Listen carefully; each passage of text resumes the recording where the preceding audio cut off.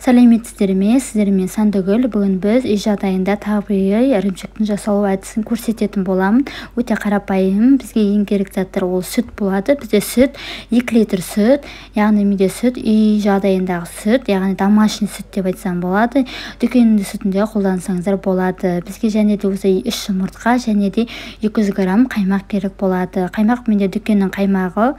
Және де бізге осындай ыдысымызға керек болады. Ыдысымызды алдын ала жуып дайындап алдым. Және де ішіне кішкентай ғана су қойдым. Себебі бізде сүтіміз табағымызға жабысып қалмау үшін. Кетті ендігі кезекте жасайық. Бізде осы барлығын сүтімізді табағымызға құйып аламыз.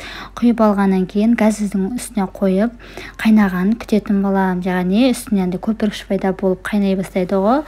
Міне соны күтетін боламыз. Оған дейін біз начинкасын дайындайтын боламыз. Яғни 3 жұмыртқамызды осылай алып, жарып, үстіне қаймағымызды қосып, және де кішкентай ғана осындай тұз қостым, яғни бір шай қасықпен осылай барлығын жақсылап араластырып алдым. Міне достар, бізден дайын. Міне енді сүтіміз осындай болып қайнайын деп жатыр. Осының үстіне манағы біздің начинкамызды құйып жібереміз. Осы астындағы отын барына қоясыздар. Жақсылап осы ожаудың көмегімен араластырып отырамыз.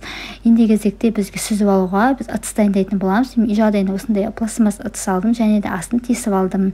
Және де бізге осындай мәрлі керек болады. Яғни біз осы немізді манағы ірімшігімізді сүзу үшін. Міне көріп тұрғанда ірімшігім осылай бізде қою болып, осылай қою болады. Бір жарты сағаттың көлемінде осындай ірмек болып пайда болады. Барлығын осылай ыдысымызға мына салып аламыз. Міне салып алғаннан кейін міне мәлімізді осы үшін керек болады. Міне осылай орап аламыз да сығып, яғни астындағы суын шығаратын боламыз. Бізде сар суы бөлінеді. Осы сар суын осылай бірінші шығарып аламыз. Астына осылай міндетті түрде табақ қойсаңыздар болады. Міне осылай барлығын шығарып аламыз асықпай. Және де бізде осымызды бір күнге қойып қоямыз. Немесе холодильникке бір 6 сағатқа қойсаңыздар болады.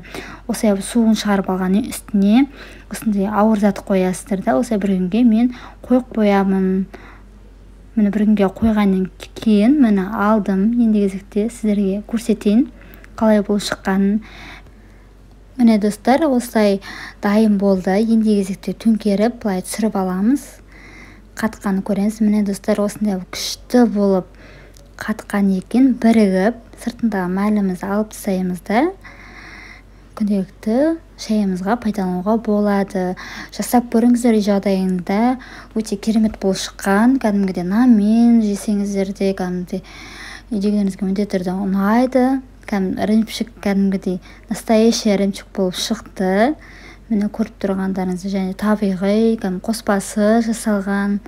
Міне халал десек те болады. Міне осындай болып шыққан, дәмі күшті жегенде. Жасап көріңіздер, отбасыларыңызға міндетті түрде ұнайды.